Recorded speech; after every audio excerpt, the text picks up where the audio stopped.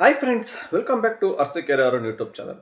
ತುಂಬ ಜನ auto drivers ಹೇಳ್ತಾ ಇರ್ತಾರೆ, ಈ ಬೈಕ್ ಟ್ಯಾಕ್ಸಿಲಿ ಯಾರು ಹೋಗಬೇಡಿ, ಬೈಕ್ ಟ್ಯಾಕ್ಸಿ ಸೇಫ್ ಇಲ್ಲ, ಅದರಲ್ಲಿ ಆಕ್ಸಿಡೆಂಟ್ ಆಗ್ತವೆ, ಇನ್ಸೂರೆನ್ಸ್ ಕ್ಲೈಮ್ ಆಗಲ್ಲ, ಅದರಲ್ಲಿ ತುಂಬ ಇಶ್ಯೂ ಆಗುತ್ತೆ, ಮಿಸ್ಬಿಹೇವ್ ಆಗ್ತವೆ, ದಯವಿಟ್ಟು ಯಾರು ಹೋಗಬೇಡಿ, ಆಟೋದಲ್ಲೇ ಬನ್ನಿ, ಕ್ಯಾಬಲ್ಲಿ ಹೋಗಿ, ನಿಮ್ಮ ಸೇಫ್ಟಿಗೋಸ್ಕರ ಅಂತ ತುಂಬ ಆಟೋ ಡ್ರೈವರ್ಸ್ ಹೇಳ್ತಾ ಇರ್ತಾರೆ. ಬಟ್ ಇತ್ತೀಚೆಗೆ ನಡೆದಿರುವಂಥ ಘಟನೆ ನೋಡಿದ್ರೆ ಜಾಸ್ತಿ ಆಕ್ಸಿಡೆಂಟ್ ಇವಾಗ ಆಟೋದಲ್ಲಿ ಆಗ್ತಾ ಇದೆ. ಸುಮಾರು ಆಟೋಗಳು ಇವಾಗ ನಾವು ಪ್ರತಿನಿತ್ಯ ನೋಡ್ತಾ ಇರ್ತೀವಿ, ಪ್ರತಿನಿತ್ಯ ವಿಡಿಯೋಗಳಲ್ಲಿ ಆಕ್ಸಿಡೆಂಟ್ಗಳು ತುಂಬ ಆಟೋದಲ್ಲಿ ಆಗ್ತದೆ. ಬೈಕ್ ಟ್ಯಾಕ್ಸಿಲಿ ರೇರ್ ಆಗಿ ಹೋಗಿದೆ. ಎಲ್ಲೋ ರೇರ್ ಇವಾಗ ಬೈಕ್ ಟ್ಯಾಕ್ಸಿಲಿ ಆಕ್ಸಿಡೆಂಟ್ ಆಗೋದು ಜಾಸ್ತಿ ಆಟೋನೇ. ನಿನ್ನೆ ಕೂಡ ಒಂದು ಆಗಿದೆ ನಮ್ಮ ಬೊಮ್ಮಸಂದ್ರ, ಅದು ಬೊಮ್ಮನಹಳ್ಳಿ ರೋಡು, ಕೂಡ್ಲು ಗೇಟ್ ಹತ್ರ. ಹೊಸ ಆಟೋ ಇನ್ನು ನಂಬರ್ ಪ್ಲೇಟ್ ಕೂಡ ಬಂದಿಲ್ಲ.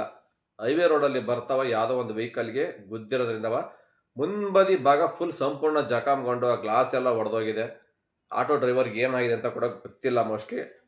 ಬಟ್ ಹೊಸ ಆಟೋ ನಂಬರ್ ಪ್ಲೇಟೇ ಬಂದಿಲ್ಲ. ಈ ಥರ ಆದ್ರೆ ಎಷ್ಟು ಬೇಜಾರಾಗುತ್ತೆ ಅವ್ರಿಗೂ ಅಲ್ವಾ? ಯಾವ ವೆಹಿಕಲ್ ಸೇಫ್ಟಿ ಇದೆ ಹಂಗಾರೆ? ಹೇಳ್ತಾರಲ್ವ ಆಟೋ ಸೇಫ್ಟಿ ಇದೆ, ಆಟೋ ಸೇಫ್ಟಿ ಇಲ್ಲಪ್ಪ, ಸೇಫ್ಟಿ ಇದೆ.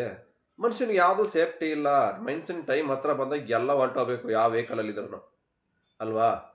ಹಂಗಾಗಿ ನೋಡಿ ತುಂಬ ಬೇಜಾರಾಯಿತು. ಪಾಪ ವ್ಯಕ್ತಿ ಎಷ್ಟು ಬಂಡವಾಳ ಹಾಕಿದ್ನೋ ಏನೋ ಗೊತ್ತಿಲ್ಲ. ನಿನ್ನೆ ತಾನೇ ಏನೋ ಆಟೋ ತೊಗೊಂಡು ಬರ್ತಾ ಇದ್ರು ಅಂತಲೇ ಏನೋ ಗೊತ್ತಿಲ್ಲ, ಬಾಡಿ ಎಲ್ಲ ಫಿಟ್ ಮಾಡಿಸ್ಕೊಂಡು. ಬಟ್ ಇನ್ನು ಮನೆಗೂ ಕೂಡ ಹೋಗಿಲ್ಲ, ಅಷ್ಟು ದಾರಿ ಮಧ್ಯೆನೇ ಆಕ್ಸಿಡೆಂಟ್ ಆಗಿದೆ. ಹೊಸ ಗಾಡಿ ನಂಬರ್ ಪ್ಲೇಟೇ ಇಲ್ಲ ಇನ್ನೂ. ಈ ಥರ ಆಗಿಬಿಟ್ರೆ ಏನೇನೋ ಕಷ್ಟ ನಷ್ಟ ಇರ್ತಪ್ಪಪ್ಪ. ಏನೇನೋ ಇನ್ವೆಸ್ಟ್ ಮಾಡಿ ಅಲ್ಲಿ ಇಲ್ಲಿ ಸಾಲ ಸೋಲ ಮಾಡಿ ಬಡ್ಡಿಗೆ ತಗೊಂಡು ಇನ್ವೆಸ್ಟ್ ಮಾಡಿರ್ತಾರೆ. ಈ ಥರ ಆಗಿಬಿಟ್ರೆ ಏನು ಮಾಡಬೇಕು? ಮತ್ತೆ ಅದು ರೆಡಿ ಮಾಡಿಸ್ಕೊಳಕ್ಕಾಗುತ್ತಾ? ಮತ್ತೆ ಅವರು ಅದಕ್ಕೆ ಇನ್ವೆಸ್ಟ್ ಮಾಡೋಕ್ಕಾಗುತ್ತಾ ಅಮೌಂಟು? ತುಂಬ ಕಷ್ಟ ಆಗುತ್ತೆ. ಅದಕ್ಕೋಸ್ಕರ ನಾನು ತುಂಬ ಜನ ಕೇಳ್ತೀನಿ ಅಷ್ಟೇ, ಬೋರ್ಡ್ಗಳು ಯಾರ್ಯಾರು ಇರ್ತಾರೋ ದಯವಿಟ್ಟು ಆಟೋಕ್ಕೆ ಹೋಗಬೇಡಿ ತಗೊಂಡು.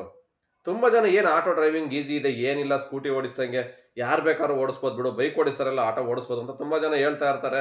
ಏನು ಮಾಡ್ಬಿಡ್ತಾರೆ, ಈಗ ಬೈಕ್ ಟ್ಯಾಕ್ಸಿಲಿ ಮಾಡ್ಬೇಕಂದ್ರೆ ತುಂಬ ಕಷ್ಟ ಇದೆ, ಆರ್ಡ್ರು ಬರಲ್ಲ ಸರಿಯಾಗಿ, ಬಿಸಿಲು ಮಳೆ ಚಳಿ ಇವೆಲ್ಲ ಮಾಡಬೇಕಲ್ವಾ, ಅದಕ್ಕೆ ಆಟೋ ತೊಗೊಂಬಿಡೋಣ, ಆರಾಮಾಗಿ ಆಗುತ್ತೆ ಸಂಪಾದನೆ ಅಂತ ಏನು ಮಾಡ್ತಾರೆ, ಆಟೋ ತೊಗೊಂಬಿಡ್ತಾರೆ. ಈ ಥರ ಡ್ರೈವಿಂಗೇ ಬರ್ತಾರೆ ಏನು ಮಾಡ್ತಾರೆ, ಆಟೋಗೆ ಹೋಗ್ಬಿಟ್ಟು ಈ ಥರ ಸುಮ್ಮನೆ ಎಲ್ಲೋ ಒಂದು ಗಾಡಿಗೆ ಹೋಗಿ ಗುದ್ದೋದು ಏನೋ ಒಂದು ಆದರೆ ಆಮೇಲೆ ಏನು ಮಾಡ್ತೀರಾ? ಲಕ್ಷಾಂತರ ರೂಪಾಯಿ ಇನ್ವೆಸ್ಟ್ ಮಾಡಿರ್ತೀರಾ ಅಲ್ವಾ? ಈ ಥರ ಆದಾಗ ತುಂಬ ಕಷ್ಟ ಆಗುತ್ತೆ, ನಿಮಗಲ್ಲ ನಿಮ್ಮ ಫ್ಯಾಮಿಲಿಗೂ ಕೂಡ ಎಫೆಕ್ಟ್ ಬೀಳುತ್ತೆ ಪ್ರಾಬ್ಲಮ್ಮು. ಅದಕ್ಕೋಸ್ಕರ ಹೇಳ್ತೀನಿ, 100% ಎಕ್ಸ್ಪೀರಿಯನ್ಸ್ ಡ್ರೈವಿಂಗ್ ಇದೆ ಅಂದರೆ ತಗೊಳ್ಳಿ, ಆಟೋನಾರು ತಗೊಳ್ಳಿ, ಕ್ಯಾಬಾರು ತಗೊಳ್ಳಿ. ನಿಮಗೆ ಡ್ರೈವಿಂಗ್ ಫೀಲ್ಡೇ ಗೊತ್ತಿಲ್ಲ, ಯಾರೋ ಹೇಳಿದ್ರು ಅಂತ ಹೋಗಿ ಆಟೋ ತಗೊಂಬಿಟ್ಟು ಈ ಥರ ದಾರಿ ಮಧ್ಯೆ ಆಕ್ಸಿಡೆಂಟ್ ಆಗಿ ನಿಮಗೂ ತೊಂದರೆ ಆಗಿ ನಿಮ್ಮ ಆಟೋದಲ್ಲಿ ಬರ್ತಕ್ಕಂಥ ಪ್ಯಾಸೆಂಜರ್ಗೆ ಏನಾರು ಆಯ್ತಂದರೆ ಅವ್ರದ್ದು ಜವಾಬ್ದಾರಿ ನೀವೇ ವಹಿಸ್ಕೋಬೇಕಾಗತ್ತೆ. ಅವರಿಗೆಲ್ಲ ಇನ್ಸೂರೆನ್ಸ್ ಅದು ಇದು ಕ್ಲೈಮ್ ಮಾಡಿಕೊಡ್ಬೇಕು ಅಂದರೆ ಎಷ್ಟು ರಿಸ್ಕ್ ಆಗುತ್ತೆ ನಿಮಗೆ ಅಲ್ವಾ? ಅದಕ್ಕೋಸ್ಕರ ಯೋಚನೆ ಮಾಡಿ. ತುಂಬ ಹೊಸ ಆಟೋಗಳು ರೋಡ್ಗೆ ಇಳಿತಾನೆ ಇದ್ದಾವೆ. ಆಲ್ರೆಡಿ ಇರೋರಿಗೆ ಬಾಡಿಗೆ ಇಲ್ಲ ಅಂತ ಬಾಯಿ ಬಡ್ಕಂತ ಇದ್ದಾರೆ ಬೆಂಗಳೂರಲ್ಲಿ. ಅದರಲ್ಲಿ ಪ್ರತಿನಿತ್ಯ ಹೊಸ ಹೊಸ ಆಟೋಗಳು ಬಂದು ಬಂದು ಎಲ್ಲಿಂದ ಬಾಡಿಗೆ ಬರುತ್ತೆ ಬಾ ಅಂದ್ರಲ್ವಾ? ಇದು ಒಂದು ಪ್ರಾಬ್ಲಮ್ ಆಗ್ತಾ ಇದೆ. ಹೊಸ ಆಟೋಕ್ಕೆ ಕಡಿವಾಣ ಹಾಕೋರೆ ಯಾರಿಲ್ಲ. ನಮ್ಮ ರಾಜ್ಯ ಸರ್ಕಾರ ಇರ್ಬೋದು, ಆರ್ ಟಿ ಒ ಅಧಿಕಾರಿಗಳಿಗಿರ್ಬೋದು, ಪ್ರತಿನಿತ್ಯ ಸಾವಿರಾರು ಆಟೋ ಬೆಂಗಳೂರಲ್ಲಿ ಬರ್ತಾನೆ ಇದೆ ರೋಡಿಗೆ. ಏನು ಗೊತ್ತಿಲ್ಲದ್ರೆ ಎಲ್ಬೋರ್ಡ್ಗಳೆಲ್ಲ ಆಟೋ ತೊಗೊಂಡ್ಬಂದ್ಬಿಟ್ಟು ಈ ಥರ ಆಕ್ಸಿಡೆಂಟ್ ಆದಾಗ ಅದರ ಪರಿಣಾಮ ನೀವೇ ಅನುಭವಿಸ್ಬೇಕಾಗತ್ತೆ. ನಿಮಗೂ ಆಗುತ್ತೆ ಪ್ರಾಬ್ಲಮ್ಮು, ನಿಮ್ಮ ಫ್ಯಾಮಿಲಿಗೆ, ಆಟೋ ಅಲ್ಲಿ ಕೂತಿರ್ತಕ್ಕಂಥ ಪ್ಯಾಸೆಂಜರ್ಗೆ ಎಲ್ಲರಿಗೂ ತೊಂದರೆ ಆದಾಗ ಸುಮ್ಮನೆ ಯಾಕೆ ಅನ್ನೆಸೆಸರಿ ರಿಸ್ಕು? ಏನೂ ಆಗಿಲ್ಲ, ಇನ್ ಕೇಸ್ ಪರವಾಗಿಲ್ಲ, ಆಟೋ ಡ್ಯಾಮೇಜ್ ಆಯಿತು ಬಿಡಿ, ಏನೋ ರೆಡಿ ಮಾಡಿಸ್ಕೊಳ್ಳೋಣ ಅನ್ಬೋದು. ಇನ್ ಕೇಸ್ ಏನಾದ್ರು ದೊಡ್ಡ ವೆಹಿಕಲ್ಗೆ ಹೋಗಿ ಗುದ್ದಿ ನಿಮಗೇನಾರು ಹೆಚ್ಚು ಕಮ್ಮಿ ಆಯಿತು, ಪ್ಯಾಸೆಂಜರ್ಗೆ ಏನಾರು ಆಯ್ತು ಅಂದಾಗ ಏನು ಮಾಡ್ತೀರಾ ಅಲ್ವಾ? ಈಸಿ ಇದೆ, ಡ್ರೈವಿಂಗ್ ಫೀಲ್ಡ್ ಯಾವುದೂ ಈಸಿ ಇಲ್ಲ. ಒಂದು ಬೈಕ್ ಆಗಿರ್ಬೋದು, ಆಟೋ ಕ್ಯಾಬ್ ಯಾವುದೇ ಆಗಿರ್ಬೋದು, ಡ್ರೈವಿಂಗ್ ಫೀಸ್ ಯಾವುದೂ ಈಸಿ ಇಲ್ಲ. ಯಾಕಂದರೆ ಬೆಂಗಳೂರು ಟ್ರಾಫಿಕಲ್ಲಿ ಒಂದು ಬೈಕ್ ಓಡಿಸ್ಬೇಕು ಅಂದ್ರೆ ತುಂಬ ಕೇರ್ಫುಲ್ಲು, ಮೈಯೆಲ್ಲ ಕಣ್ಣಾಗಿರಬೇಕು, ಅಷ್ಟು ಕೇರ್ಫುಲ್ಲಾಗಿ ಗಾಡಿ ಓಡಿಸ್ಬೇಕು. ನಾವೇ 100% ಕರೆಕ್ಟಾಗಿ ಹೋಗ್ತಾ ಇದೀವಿ ಅಂದರೆ ಕೆಲವೊಬ್ಬೊಬ್ರು ಬೇರೆಯವ್ರು ಆಪೋಸಿಟ್ ಬರೋರು ಕರೆಕ್ಟಾಗಿ ಬರಲ್ಲ, ನಮಗೆ ಬಂದು ಗುದ್ದುಬಿಡ್ತಾರೆ ಅಲ್ವಾ? ಈ ಥರ ಎಲ್ಲ ಆಕ್ಸಿಡೆಂಟ್ಗಳು ಆಗೋದು ಸರ್ವೇ ಸಾಮಾನ್ಯ ಬೆಂಗಳೂರಲ್ಲಿ. ಅದಕ್ಕೋಸ್ಕರ ಆದಷ್ಟು ನೀವು ಎಕ್ಸ್ಪೀರಿಯನ್ಸ್ ಇದ್ದೀರಾ ಡ್ರೈವಿಂಗ್ ಫೀಲ್ಡಲ್ಲಿ ಇದ್ರೆ ಮಾತ್ರ ತಗೊಳ್ಳಿ.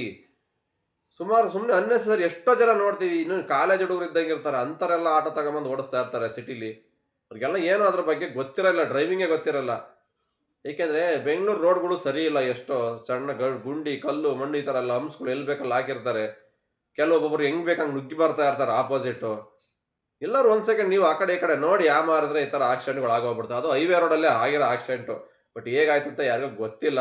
ನನ್ನ ಅನಿಸಿಕೆ ಏನೂ ಆಗಿಲ್ಲ ಅಂತ ಅನ್ನಿಸ್ತಿದೆ. ಯಾಕೆ ಅಂಥ ಮೇಜರ್ ಏನು ಆಗಿಲ್ಲ. ಗಾಡಿ ಮಾತ್ರ ಫ್ರಂಟ್ ಪಾರ್ಟ್ಸ್ ಎಲ್ಲ ತೆಗ್ದೋಗಿದೆ, ಗ್ಲಾಸ್ ಹೊಡೆದೋಗಿದೆ, ಬಾಡಿ ಡ್ಯಾಮೇಜ್ ಆಗಿದೆ. ಬಟ್ ಡ್ರೈವರ್ಗೆ ಆಗಿದೆ ಸಣ್ಣ ಪುಟ್ಟ ಇಂಜುರಿಲಿ ಪಾಸ್ ಆಗಿರ್ತಾರೆ, ಡ್ರೈವರ್ಗೆ ಏನು ಆಗಿಲ್ಲ ಅಂತ ಅಂದ್ಕೊತೀನಿ. ಬಟ್ ಮುಂದೆ ಈ ಥರ ಓಡಿಸೋರು, ಆಟೋಗಳು ತಗೊಳೋರು ಸ್ವಲ್ಪ ಎಕ್ಸ್ಪೀರಿಯನ್ಸ್ ಇದ್ರೆ ತಗೊಳ್ಳಿ. ಆದಷ್ಟು ಕೇರ್ಫುಲ್ಲಾಗಿ ಓಡಿಸಿ. ಯಾರೇ ಆಗಿರ್ಬೋದು, ಬೈಕ್ ಟ್ಯಾಕ್ಸಿ ರೈಡರ್ಸ್ ಆಗಿರ್ಬೋದು, ಆಟೋ ಡ್ರೈವರ್ಸ್ ಆಗಿರ್ಬೋದು, ಎಲ್ಲರೂ ಮನುಷ್ಯರೇ. ನಿಮಗೂ ಒಂದು ಫ್ಯಾಮಿಲಿ ಅಂತ ಇರುತ್ತೆ, ನಿಮ್ಮನ್ನು ನಂಬಿ ಮನೇಲಿ ಇರ್ತಾರೆ. ನಿಮಗೇನಾದ್ರು ಹೆಚ್ಚು ಕಮ್ಮಿ ಆದರೆ ಅವರು ಸಾಯೋ ಗಂಟ ಪಶ್ಚಾತ್ತಾಪ ಪಡಬೇಕಾಗತ್ತೆ. ಅದಕ್ಕೋಸ್ಕರ ಡ್ರೈವಿಂಗ್ ಫೀಲ್ಡಲ್ಲಿ ಆದಷ್ಟು ಕೇರ್ಫುಲ್ ಆಗಿರಿ ಅಂತ ಹೇಳ್ತಾ ಈ ವಿಡಿಯೋ ಇಲ್ಲಿಗೆ ಮುಗಿಸ್ತಾ ಇದ್ದೀನಿ.